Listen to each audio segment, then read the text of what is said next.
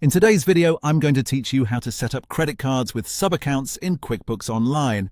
This is a useful setup if you want to keep your credit card activity organized, especially when multiple cards are tied to one main account.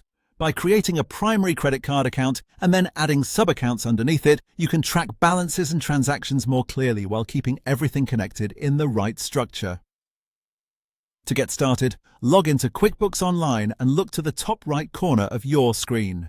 Click the gear icon, then select Chart of Accounts. This is where QuickBooks stores all of the accounts used in your bookkeeping, including bank accounts, expenses, liabilities, and of course, credit cards.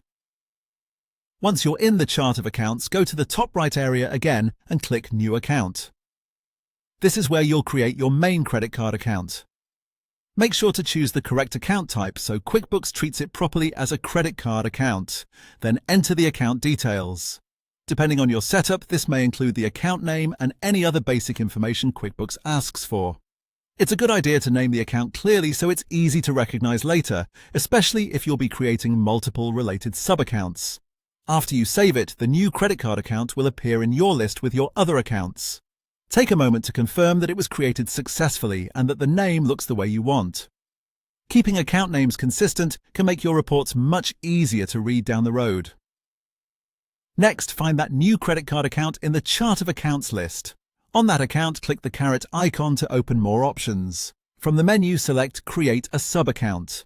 This tells QuickBooks that the new account you're about to add should sit underneath the main credit card account, rather than being created as a separate standalone account. Now enter the details for the sub-account. This should reflect the specific card or cardholder you want to track under the main credit card account. As before, use a clear and simple name so it's easy to identify in your books and reports.